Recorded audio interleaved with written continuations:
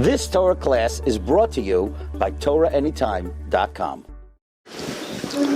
Okay, so I want to first of all apologize. Many of you has asked to meet him for only 30 seconds, 30 minutes, 3 hours. So first of all, the session we did here today is a very short version of what he needed to do because of flight differences. He's actually came in now this morning from Cleveland and flying back tonight at 9 o'clock flight. So he would have taken more time, and I've known over the past how much time he gave to the parents that showed up and to the mechanchim. So we don't know yet exactly when the next time is going to come. He will. I just want to give a plug for our Shabbaton, that at our Shabbaton, not that I'm selling it and not that you have to come, every couple gets 15-20 minutes for free with Rabbi Russell. And I can't say every because there's an amount of how many he can see, and he tries to do his best to see everybody over the course of the 4 days of our Shabbaton. Starts Thursday and finishes on Sunday, so we try our best. Now the second part, because people are all raw now, and I'm sorry, and I feel your pain, he's going to try the best to elaborate more on the trauma of what it does, so you'll be able to see it in your child without having to wait for them to explicitly explain what they're feeling. So he's going to explain that. And the best part is kept for last. He's going to try to help you understand the tools that you're walking out here today, that you're going to be able to use immediately with your child to be able to bring these children back. Without further ado, Rabbi Shimon Russell.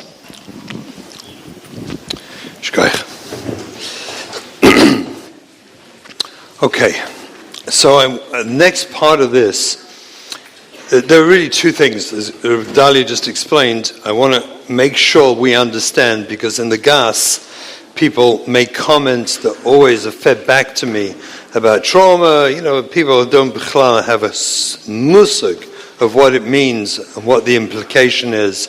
I would like the Olam here to have it claw, that you understand it, so then you know what to do with it. So what's the science behind it? So understand this. The important part of the brain we're going to be talking about is the prefrontal cortex, the front part of the brain, and this little tiny bit in the limbic system called the amygdala. The amygdala. What's the purpose? The amygdala's purpose is to keep us safe.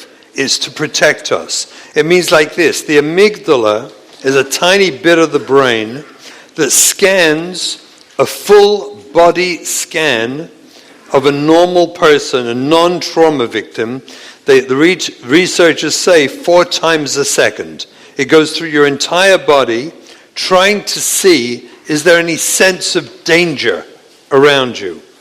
In a trauma victim, you'll understand better why they're so incredibly reactive.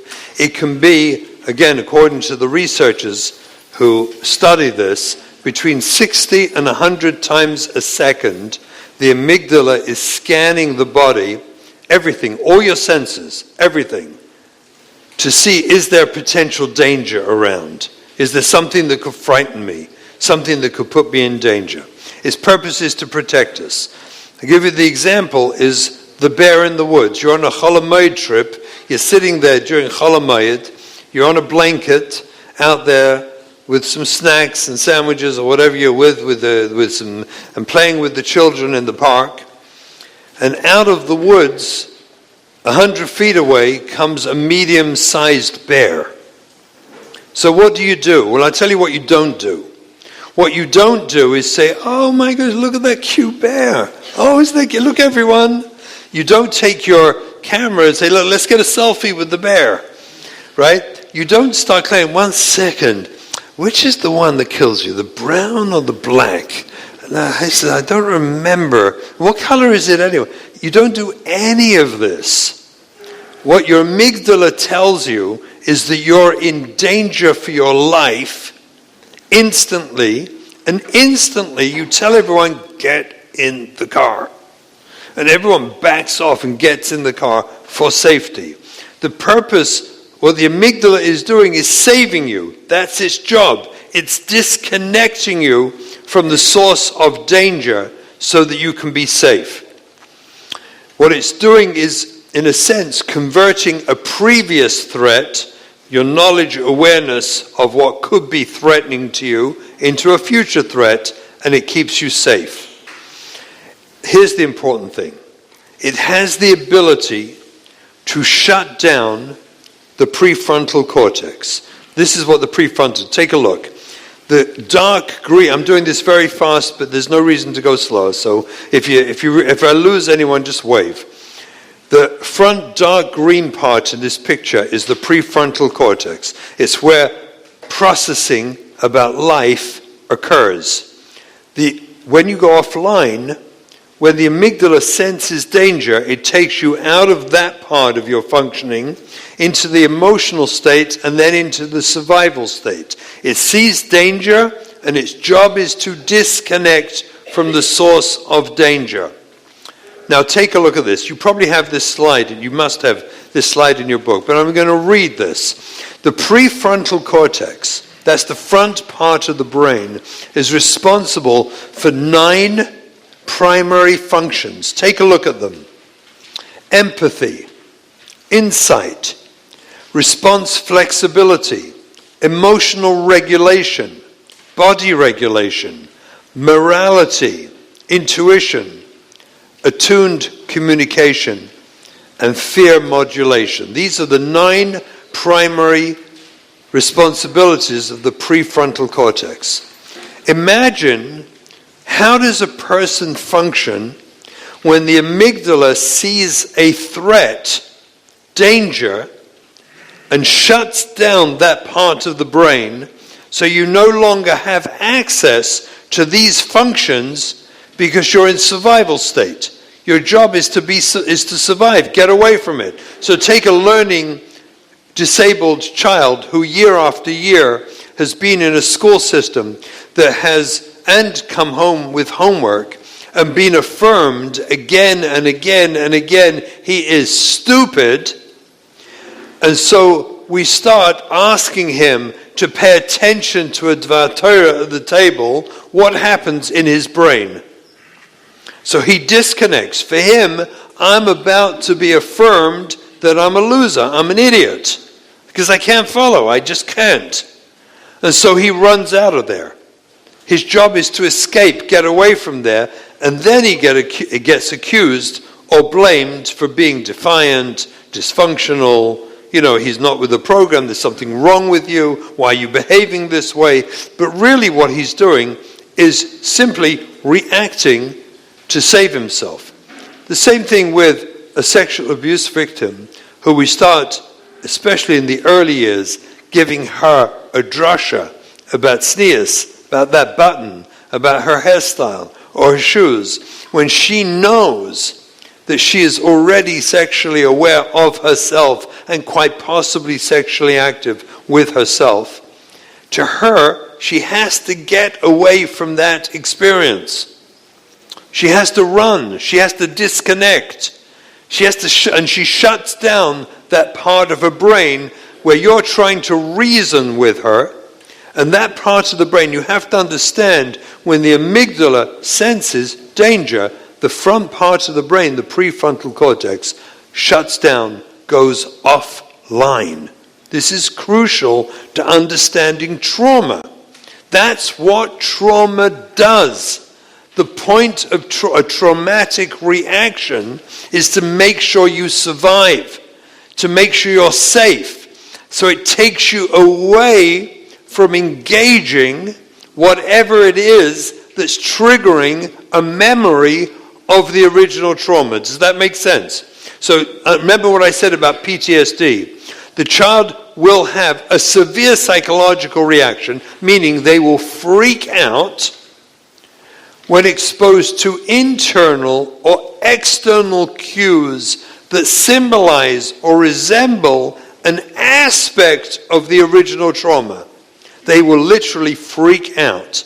And at that time, all these 9, I discussed it actually with the experts in the field, whether it's a switch they shut off or whether it's a dial that they dial down. It's impaired access to the prefrontal cortex, and in some cases, it's shut off completely. There's no access at all. And that's what you're watching when you have a child who you know or didn't realize was a trauma victim, and you start trying to have a schmooze with them, engage them, plead with them, encourage them, talk to them, sigh about learning or sigh about sneers, and their reaction is to go crazy. They could curse you. They could go mad. That reaction is exactly this. It's the way HaKadosh Baruch Hu made them, because they've experienced a traumatic relationship to the learning or the sneers, and therefore they are literally forced by their brains till they learn all this in therapy and have specific modalities for how to stay online. They don't have a chance. It's not that they don't want to stay online, they can't. And the more you try to encourage them, plead with them, or give them a lecture about the way you're dressing, don't you understand why you're getting in trouble? Look at the way you're dressing. But what she's dressing is to survive what happened to her, to normalize what happened to her. And all we're doing is traumatizing her more and shutting down the prefrontal cortex. Is that clear? This is crucial that we understand this, because it explains why our kids have this profound, angry, disrespectful reaction to us, go in the wrong direction, when we just say, I'm just trying to explain to you what you're doing wrong, and they go crazy. And it can make them so crazy that they'll end up suicidal. Take a look at the healthy brain. The front, you see, is the bottom. The two dark red spots on the healthy brain are the two sides of the prefrontal cortex, the left and the right. And you see the red shows electrical activity. These are cats' MRIs, I think. I'm not sure, I don't remember, PET scans. But either way, they're showing the electrical activity where it should be on the left side. On the right side, look at a brain that's suffering with PTSD. See where the electrical energy is? It's all over the place.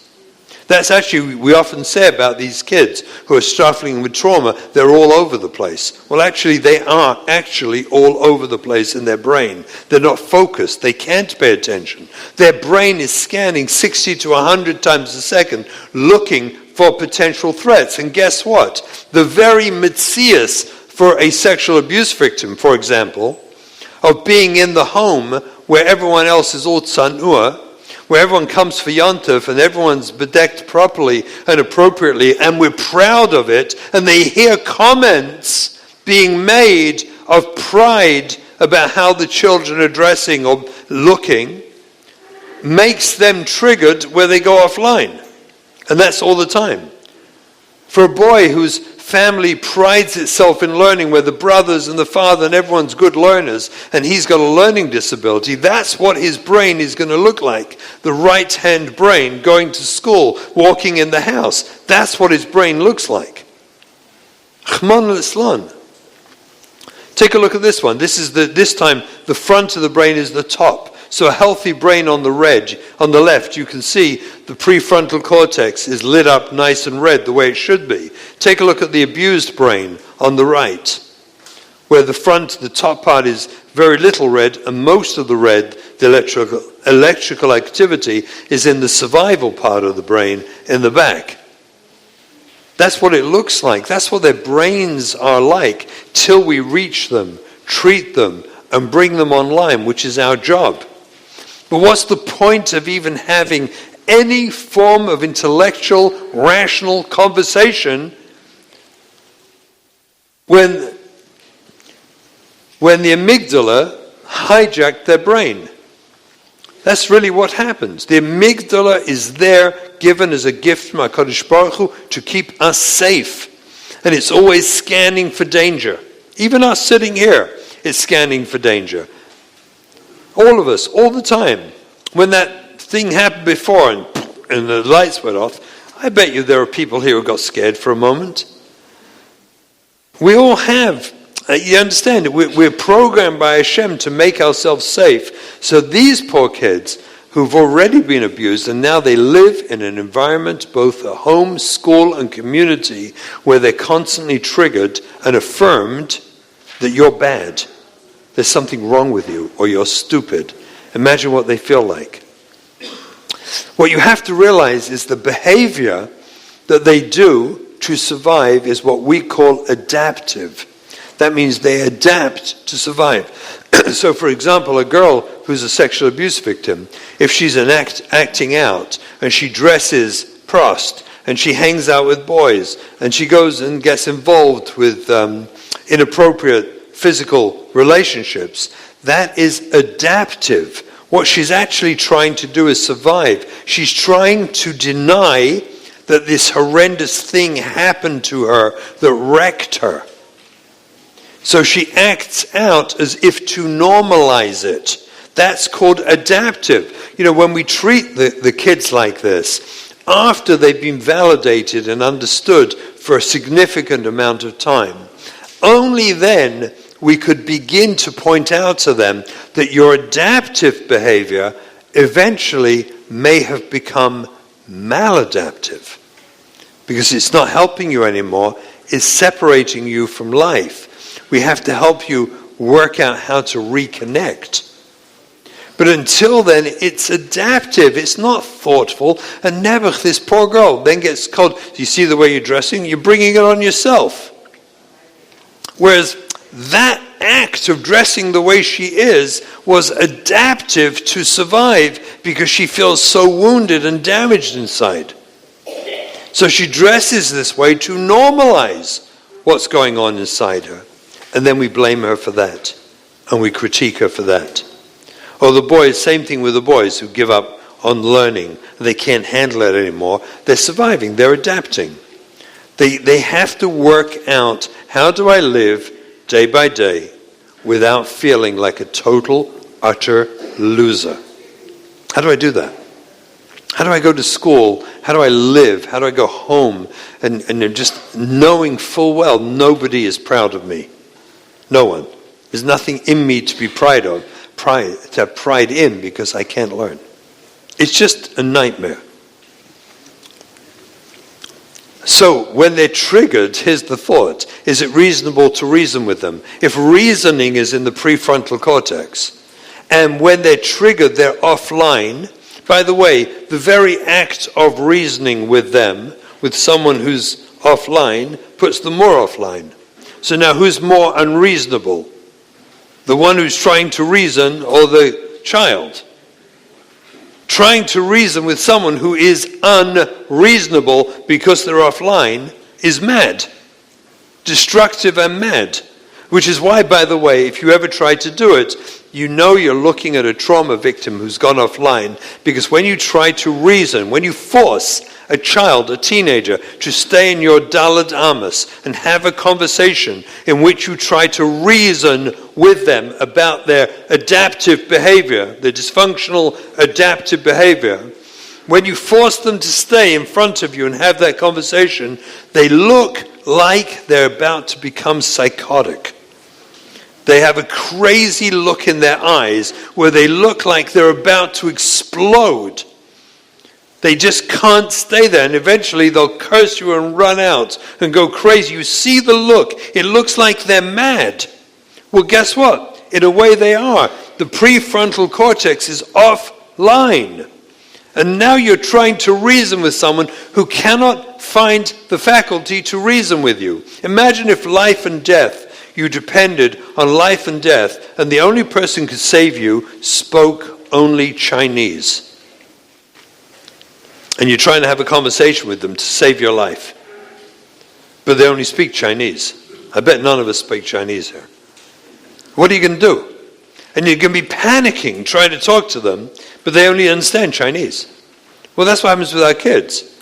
They're offline, prefrontal cortex is shut down, and then we force them to stand in front of us while we try to reason and explain to them how heilig it is to be tzanua and how wonderful it is to learn Torah. And Epis, learn something. Learn something, Epis. Apostle Chumash. Epis. Do you understand? They look crazy. That's how you know you're dealing with a trauma victim. Because their eyes reveal to you they look crazy. So imagine how cruel it is with such children to tell them to just get over it. Just get over it. I mean, it's in their nervous system. It's in their body. Do you know it's not even in your head? It's not a thought process, trauma. Trauma is adopted by and exists and lives in your nervous system. That's why treatments that do not attend to the nervous system don't work. Just going to therapy. In therapy, we have a concept of top-down, bottom-up. Top-down with trauma, which means top-down, they have to understand what happened to them. They have to be validated, tuned into, understood. You've got to get the picture. You've got to do the top-down. But then the refuah comes bottom-up, which means working with the body. Somatic work, EMDR, IFS, any body work that helps them own and see where's the location of the trauma. It's in the nervous system. They need the healing there. So you have to start top. That's why so many people waste money on therapy and it gets nowhere. And then the kid comes back. They have a conversation with the therapist. How many of you experience this? Where they come to you and say, I'm not going anywhere. It's a waste of your money. The therapist's a jerk. It's such a jerk. Right? They tell you this stuff, right? Because the therapist was doing top down. If you don't do top down and bottom up, if you don't explain trauma to a kid, if you don't validate and tune into what their trauma is and help them see why they are adaptive and validate their behavior and validate the response, not validate the hashkafas. My goodness, no, that's foolish. They would hate you if you do that. I never validate that. I validate their adaptive reaction to the trauma, and they cry when I validate it because it makes sense and they understand it. It talks to them. And then you can do the bottom up. You can start showing them where the location of the trauma is in the nervous system. You can begin as they get older to heal it. Imagine, just get over it. Someone who's offline, just get over it. I mean, it's about as cruel as you can get. So if what I've described until now has unfortunately happened to your child, if this is what you're living with, don't despair. We can still help your children. We must. Honestly, we must. I've devoted my life to this, and I can tell you it works. I see it. It happens. It is not easy, but I'll tell you one principle. If your child is a teenager, and what I'm describing today fits your child, almost everyone has completely and unrealistically the wrong picture in mind of how and when healing will happen. I'm going to say it straight to you because I don't want to hurt anyone's feelings. So I'd rather hurt everyone's feelings. So we'll be together. Everyone has the wrong decade in mind about when we can heal these kids. Almost everyone is aiming at by the chasna they should be repaired. Teenage years. Nechtige Tug is not happening. Doesn't mean the process won't start. It can, and it does. But I'll tell you the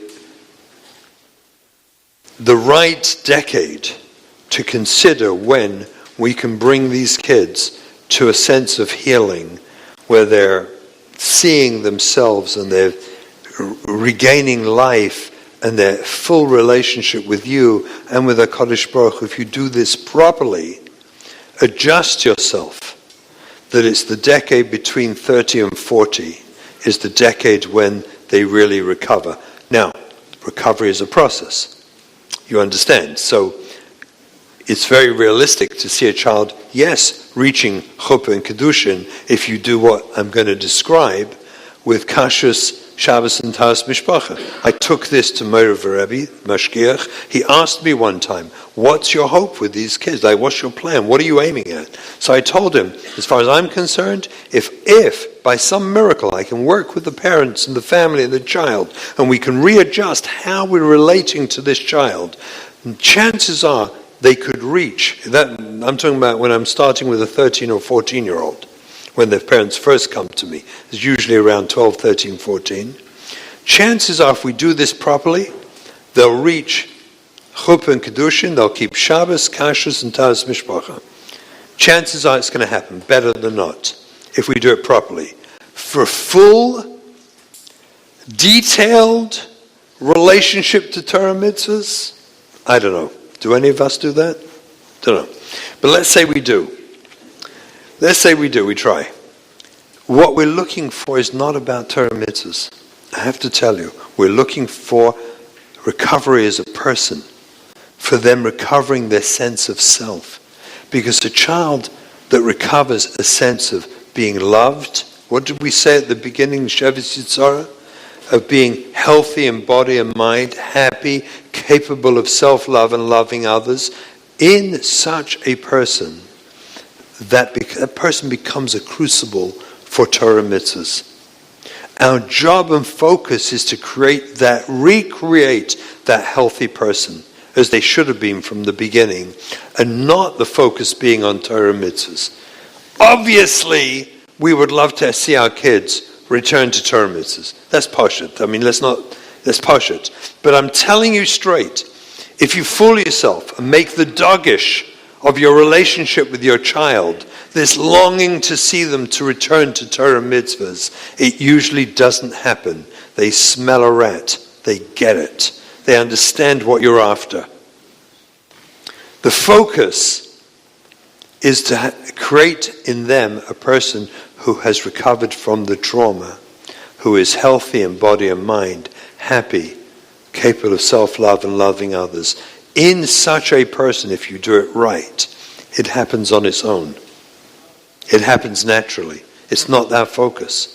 It happens because they want to be close to us. It happens because they want to sit in our sukkah and be married and bring their children to the grandparents, because that's teva. Do you understand? It's nature, the way Hashem made it. That we all want to give our parents nachas. If they're alive, we want to. If they're not here anymore, we wished we'd given them more. That's teva. Hashem made the world that way. I always say the only thing that gets in the way of a child loving their parents is the parents. It's the only thing that gets in the way.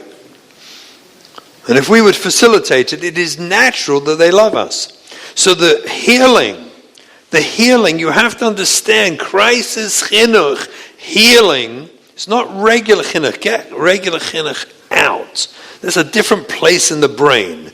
Have a different box called crisis chinuch. It has no shaykhs and nothing to do with regular normative chinuch. Crisis chinuch is we're going to take them by their behavior through a journey which will repair their sense of self, will heal their trauma, so they can reclaim the safe, secure, seen and soothed. They can reclaim a feeling of being a worthy human being, and they will do that in the context of a relationship that's authentic and loving and respectful and truthful with us. Then it's only natural that they want to reorient towards being part in some way of the world of Torah mitzvahs. What they don't want is to bring up their kids to put them through what they went through. That's a different story.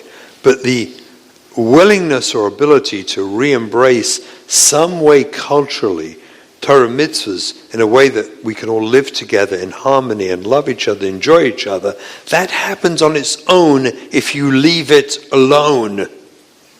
If you put the focus on the Shevis Yitzhara, on healing the wounds of a damaged soul, where we love them for who they are and we accept them for who they are, we facilitate and allow the healing that then they may well and likely will take in that direction. But have a realistic picture. We're talking about the healing only really happening fully when they have their own children, they're bringing them up, and they realize how incredibly unreliable and difficult the process is. And when they see it, they begin to be meichelas. And they look to us for guidance. My kids who went through this look to me for guidance. They constantly are getting guidance with their teenagers from me. And all the hurt is gone. And on the contrary, they understand how difficult this is and wonder, as they frequently say to my wife and I, how did you do 8 of us? How's that possible? We got 2 and we're going crazy. The healing comes later, but the healing is about re-embracing them as people worthy of being loved and accepted. That's where the healing comes from, which helps them in the part of the process that facilitates them healing their trauma. So what we're talking about now is for kids who grew up. I'm going to tell you, crisis chinuch, I always say, is for children who have 4 out of 6 of these things. They're frequently at war with their parents. They're struggling to stay in school or out of school. They stopped eating kosher, they stopped giving Shabbos, they do drugs, and they're sexually active. 4 out of 6 of these, I'm telling you, we have a mahalach that can re-embrace. Even if your kids have 4 out of 6 of these features, they probably have all 6. We can still have a mahalach that can bring them back to us, that can truly bring them back. This is my mahalach. Other people have their own. This is what I do. Let me mention Das Torah very quickly. It's very kedai to have Das Torah, but it's incredibly important to have Das Torah that understands this mahalach. Because if your Das Torah doesn't understand this mahalach and gives you conventional chinuch advice and guidance for a sugya that's not about conventional chinuch, it's not going to help you. So it's crucial to have, and Baruch Hashem, there's a growing number of Rabbanim who are being trained in understanding and learning these sugyas, this sugya of crisis chinuch, which is again a different sugya to regular chinuch. So let's understand this. How do kids typically react? In this, I'm going to explain what I call the happiness-pleasure paradigm. This is crucial to understand basically the entire sugya of what is crisis chinuch. The rest is iduch pirushahu. This is going to be it. And everything else, whatever time I have available left today until 5:30, I've got a plane to catch. It's like bizarre, but it's life, I'm sorry. But everything else is going to be an extension, an expression, or application of what I'm about to say. So let's follow this well. Happiness is found in the embrace of a long-term, meaningful relationship. That's where happiness comes from. Halavai between a husband and wife, halavai between parents and children, friends, relationships, that's where happiness comes from. And eventually, hopefully, as we mature, we transfer the early relationships to a relationship with Kudsha Brichu. Hatana gamiti mikola edunim shechol lemotze, right? Leinis miziv hashchina, to be connected to HaKadosh Baruch Hu, Tveikus Bois Baruch, is alavai, what we're really doing when we teach attachment in a well thought out way with our children and teach them about relationships. That's where happiness comes from. Everything else in this world is pleasure. It's not happiness. I'll give you an example of pleasure. Pleasure is a Chol Hamoed trip to great adventure. For those who've dared to do it, it's while it's happening, they appear to be having a good time. While it's happening. You always know the difference in pleasure and happiness because a pleasure activity, when it ends, there's nothing left. It's over. So everyone knows this. You go to an amusement park or whatever it is, Chol Hamoed or any other time, you spend a ton of money and the kids are running from this to that and this to that and they seem to be having a great time. But the moment you get them in the car afterwards, they're telling you what a miserable time they had. It was terrible, I didn't get the rides, and he had more than me, and this one didn't. He didn't let me do this, and that one was stupid. Such a stupid ride, I don't know why I even did it. Waited 2 hours, it was so stupid. So the father is fuming, driving home, wants to kill them all, and waste of money. The mother is almost always feeding all the kids, just to get them to shut up, because otherwise her husband's going to kill them all. That's what a Chol Hamoed pleasure activity looks like. It's bizarre that we do that kind of thing to ourselves. I don't know why people do it. A happiness, you see, Chol Hamoed, is when you take your kids alone, just your family, to a park with a blanket and food and a frisbee and a ball, and you play with them. You play with them and you have a picnic in a park alone, and you play with your kids and you push them on the swings and you have a fun time with your kids together. And when you leave, everyone is glowing. And they say it was the best Chol Hamoed trip ever. And they have great memories of it. And they feel wonderful about it. Because you spent time interacting with your own children, having fun with them, and having a picnic with them in a park alone. It was about family. And family, the connections. Happiness is found in the embrace of a long-term, meaningful relationship. Does that make sense? You have to get that to see it. Everything else is pleasure. When our kids go through a traumatic event, whether it's sexual abuse, learning trauma, or any other type of traumatic event, we as parents never, in my experience, either never know it happened for many years later, or we were never taught the significance, the impact of what it did to them, like you're learning today. We never knew. We didn't chap. So we're clueless that they've been through and are affected by traumatic experiences that make them behave in a certain way that they have very, very little, if any, control over. In fact, they're adaptive, they're surviving by doing these very behaviors. So what happens is the kid goes through a traumatic experience, and their experience now, the loss of what they're projecting into life, their relationship with their parents, their relationship with their community, with the others, with school, that loss causes, if you could imagine, a hole in the heart. They're hurting very badly. And they're young, little kids, and they have no clue why they're hurting. None at all. But they know they're hurting. And they're hurting bad. Their hearts hurt. And what they discover, unfortunately, is when they do some sort of pleasure activity, whether, Maim Genuvim Yimtaku, right? Maim Genuvim Yimtaku. So they do some activity, reading a book they shouldn't be reading, listening to some, Mordechai ben David, today, like they'll do. There was once upon a time that was the attitude. You listen to Mordechai ben David, listen to Chazonis. When you listen to Mordechai ben David, once upon a time that was off the Derech music. Today it's Halavai. They listen to Mordechai ben David. They never heard of him. Today it sounds like rock and roll from the Hall of Fame. It's like with Jewish words in between. I think there's Jewish words in there, right? This is Jewish music. It's like crazy. So they listen to stuff and they read stuff that's a little bit edgy.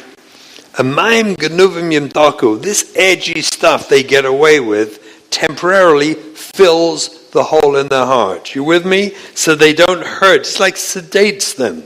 It's like a shopping disorder, right? If you go shopping, you feel good until tomorrow. It's like, the fish kite's gone. But, you buy a new outfit, you feel good for a day or two.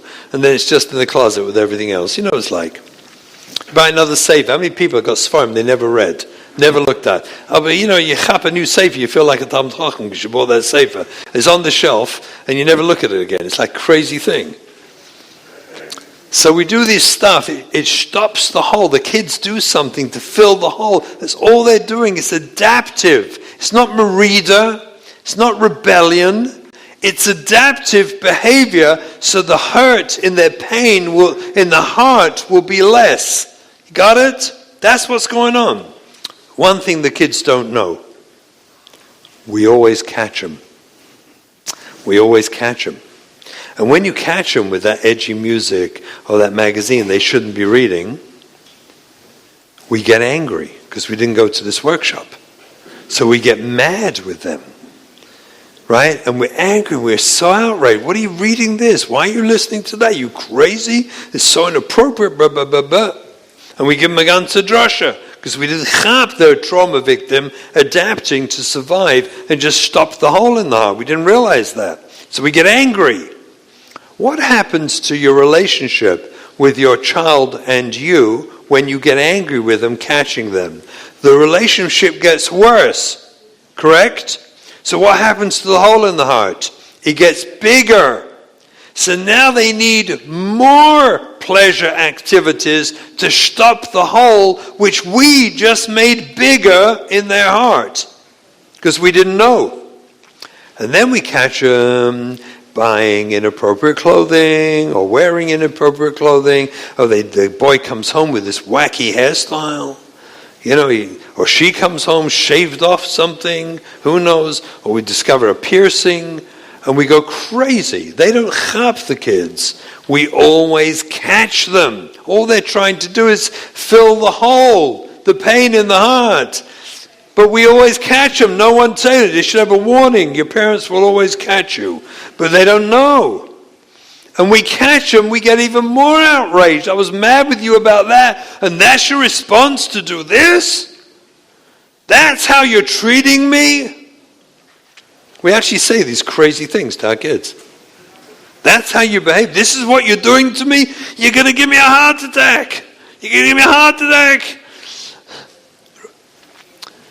And meanwhile, all they're doing, they have a hole in the heart. They're trying to fill it because they hurt so bad. They're in so much pain, they want to die.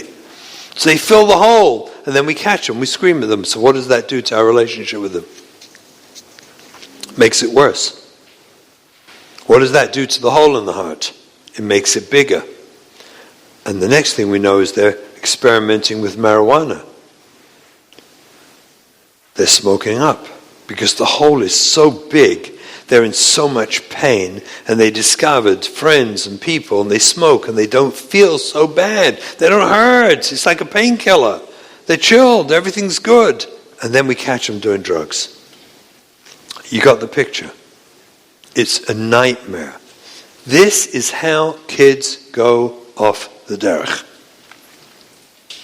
If we had known right at the beginning, if all this information I'm giving you today, it's not rocket science, it's very straightforward information. If we'd had this at the beginning, when we first caught them, it never would have gone off. We could have stopped it, but we didn't know.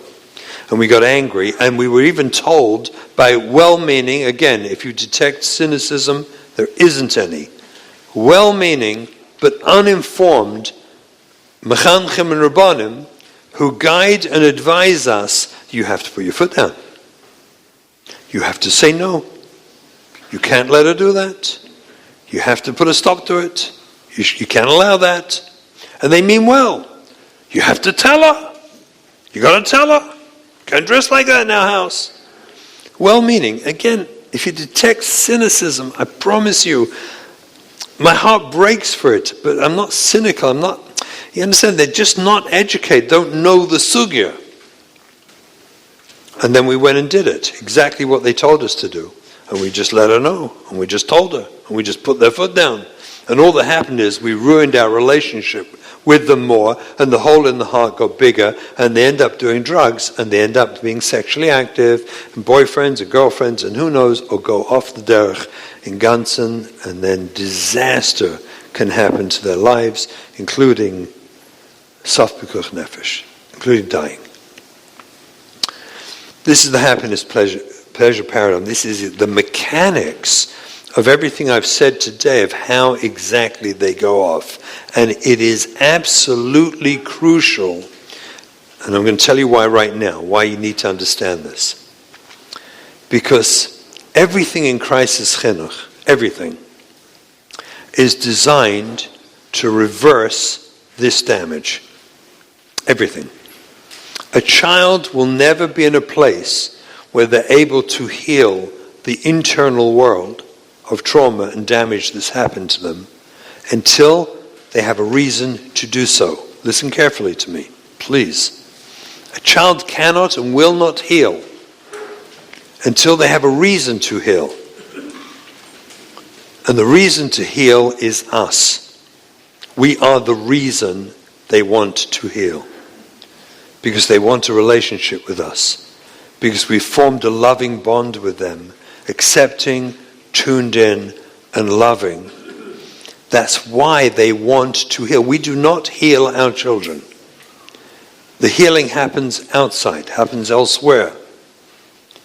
But the desire to want to heal only occurs because we do crisis chinuch, which I'm about to tell you what it is. And if we don't do crisis chinuch, then we never engender and develop inside our children the desire to want to heal. So going to therapists or programs is a waste of money and time because there's no desire to heal. The only desire is because they want a relationship with us. That's our job. That's our choiv kodesh. To create that desire in the hearts of our children, and we do it by applying crisis chinuch. And I'm going to tell you what it is now. It's the reverse of the happiness-pleasure paradigm. It's the opposite. You find your child doing some inappropriate behavior, whether it's in clothing, sexual activity, drugs, and you discover it. But because you've been here, you understand it's the product of trauma. So for example, as I said earlier, you see your daughter comes down dressed like, you catch her dressed chaloshas. And the first words out your mouth is, wow, you look so cute. What's happening? What do you think happens in that moment in her amygdala? I'm serious. What happens in her amygdala? You are not the threat. Which means this part of her brain can tweak up and come back online a little bit. And when this part comes online, she can say to you, magically sometimes, things like, You really think it's okay? You say, yeah, you look adorable. And she says, you think I can go to school like this? And she asks you. And you say, not really. Not which school? Your school? And you tease with her, and you laugh at her because she came back online, because when you saw her, and you saw the buttons undone, or whatever it was, you understood where it's coming from, and you let her know. You look cute, like that little boy who threw the book across the room with the impulse disorder, and I said to him, no one's going to start out with you. And that reached him, he felt understood. In crisis chinuch, we're going to exploit every opportunity to understand that what they're doing is adaptive. They're trying to survive, and I'm going to reach inside and show you I get that. When my eldest daughter struggled, she was 14, struggled for many years. She had a serious processing problem. I had no clue what it was till the damage was far too done. And I chased her around the world. One time I was in Tzfat with her, and I thought I had this marvelous Shabbos. She seemed spiritual, Tzfat. I mean, everything goes, right? So we had this amazing Shabbos. And we left Tzfat, heading to Yerushalayim. I remember calling my wife late at night and just telling her, this is amazing. Oh, actually, early in the morning. I called her early in the morning. It was Motzei Shabbos by her. And it's amazing. Things are turning. We turned a corner. This unbelievable Shabbos. We sang. It was just amazing. I was on a high. And then we got in the car. And I had no idea why she thought, at least the way she dressed, she thought we had a swimming pool in the car. I have no idea why. What made her think that way, but apparently she thought we had a swimming pool. Because she got in the car ready to go swimming, looked to me anyway. And the next thing I know is heavy metal rock music. You could hear it on the other side of Tzfat, is blaring out of my car. By the time I drove out of there and got to Bet Shan, I was in so much agony I wanted to die. I couldn't handle it. As a matter of fact, I got out of my car, threw the door open, went to the gas station in Bet Shan, crossed the road and walked into the Jordan Valley in tears. I just felt the need to talk to Rabbi Shalom because I couldn't handle it anymore. I didn't know what to do with myself. I just didn't know what to do. And HaKadosh Baruch Hu put some words in my head that I was not thinking, I was just lost in talking to Hashem. And Hashem put these words in my head, and they became the backbone of crisis chinuch.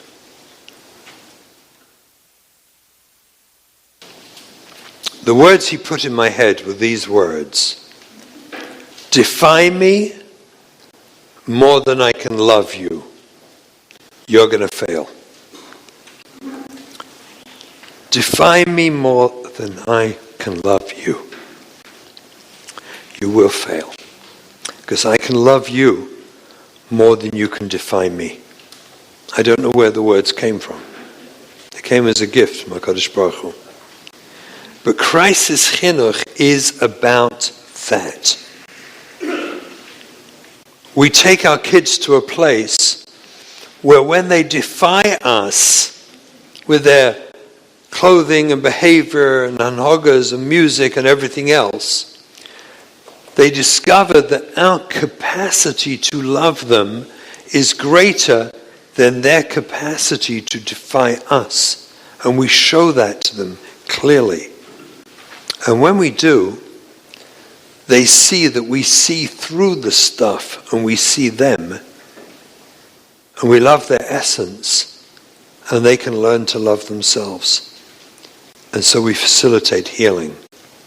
All of crisis chinuch is exploiting the moments of defiance to show my child that I and my capacity to love you are greater than your capacity to defy me. And I'm going to stop trying to fix you. As a matter of fact, when you want to go and see a movie, here's the money. You want to go and see a movie? I'll drive you, no problem. I'll pick you up afterwards as well if you want. And they are like, what is going on with Ta? Like, what happened? Did he fall on his head?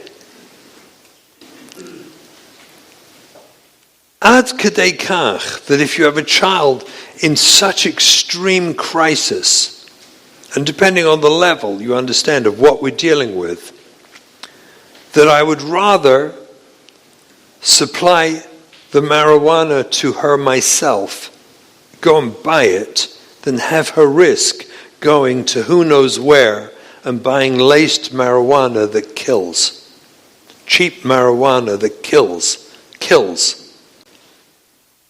That there are times when I may actually prefer to go myself or take her with and protect her so that she doesn't have to sell her body for drugs. I'll give her the money. But what's so profoundly deep about it is that I'm showing her, I understand your body. Without a drosha, do you understand? Without a speech, I show her that I get it, that your behavior isn't you. It's not you. I see you. I see beneath your behavior. I see the real person you really are. And when they see that we see them, they can begin to feel loved again. And they can begin to love themselves. So in all crisis chinuch, we stop trying to stop them. It's a waste of time. They'll always win. They'll always win. You know, we got a lot of things to do in life. They have one. Find marijuana. Find a boyfriend. They got one thing on their mind. They want the smartphone, they're going to have the smartphone. And so we're foolish when we fight them on the smartphone. I once said to a group of Rabbanim, I was speaking to a large group of Rabbanim, and I said to them, I want to give you a classic rabbinical shaila, and you'll know whether you could advise people on crisis chinuch. So I'm going to give you a shaila, we're going to send people to you. Here's the shaila. We paskened for our 15-year-old who's been off the derech now for 2 years, has a girlfriend, a tattoo, and smokes drugs. We gave up long ago the fight on the smartphone. Adarabba, we bought him one. And the reason we bought it for him is because we learned that the battle with pornography is a terrible, terrible battle. It's a horrendous thing, pornography. But it's not life-threatening. And the battle with your parents over that stupid smartphone can be life-threatening. So we gave it to him, because he's going to do it anyway. He's going to buy it anyway. We can't stop it. So we were told, and we see, it's better we gave it to him, and we did. And our relationship is much better with him because of it. So that's our facts. Here's your shaila, Rov. Your shaila is, I just got this packet from my school, from my younger kids, that signs that no one in my house has any internet access. So would you please paskin what we should do with this packet? When I did it, there was a group of Rabbanim, they all burst out laughing, because they'd been through this whole training, and they understood there was no sofik. That's a sofik pekuach nefesh. Giving the kid the smartphone is a sofik pekuach nefesh. To fight him over it is deadly. Pornography is damaging. This is deadly. And they knew it, and they got it. I said, so now tell me how to paskin. I promise you, no one had a clue. But that's the Rav we need. That's the position we find ourselves in, that we're recognizing that we're dealing with sofik pekuach nefesh. Kids die. I got a list Amudim had supplied to me last year. They kept records of verified deaths of young people from the Frum community between the age of 16 and 30 in California, Florida, New York, and New Jersey. Verified by Chevra Kadishas in these 4 states. So imagine what I'm about to tell you. Verified, that means non-verified they didn't have. And none of the other states, England, Europe, or Israel, were all not included. 4 states verified. At the end of 2021, there were 263 deaths from overdose of drugs and suicide, verified. That means there's more than one a day, much more than one a day, young people dying in this sugya, from drug overdoses and from suicide. So we're dealing with a sugya of sofik pekuach nefesh. Crisis chinuch says, the principle of crisis chinuch is, you can define me, but you can't define me more than I can love you. I'm going to love you more, and I'm going to understand. And not only I'm going to help you where you are right now. I'm going to give you that smartphone if I have to. And I'm going to give you the money for the clothing, for the jeans and the unsneers clothing. Of course, and you're going to go and watch the movie, and I'm going to take you there. I had a shaila to the Rabbanim. They laughed when I said this in Manchester. Oh, you won't think of that. It was hilarious. I had a whole group of Rabbanim in front of me. I said, look, I can't tell you in halacha that I can put the McDonald's sandwich in his mouth. That I can't tell you. To actually put it in his mouth. I may not be able to do that. But give him the money outside McDonald's and let him go and buy a sandwich, 100%. La halacha. And you know they agreed with me? It was amazing. You had to see it. And one of them even told me afterwards, said, it could be that you could even put it in his mouth. It was gewaldig. I said, I don't think so. I'm not sure. But he said, yeah, in true earnest, you could. You could. It's fascinating. In crisis chinuch, we're going to show our child it doesn't matter what you do. I'm here to love you and accept you. I see through your adaptive behavior. I understand you're offline because you're a trauma victim. And I'm going to bring you back and give you the incentive to recover by reconnecting with you and loving you instead of rejecting you and making you feel like you want to die. This is the underlying principle of crisis chinuch. There are lots of videos. I have to finish. I have to go to the airport. I'm sorry. But There are lots of videos on Kesher Nafshi, where is it? Where's it on? KesherNafshi.org. There's not just mine, but there's lots of other people where you could learn the sugya deeply. But the sugya you're learning is this sugya of defy me more than I can love you, that we heal through defiance better than we heal through compliance. If we can show our kids, we go to the Makor. If we rebuild the Lesheves Yitzhara, that mitzvah, that's really what crisis chinuch is. It's rebuilding the foundation of Lesheves Yitzhara, of you being a healthy, loved, happy person. And we're going to rebuild that in our children. Then they recover and they come back. And so they help, and we should have nachas from the Lord. You've just experienced another Torah class brought to you by TorahAnytime.com.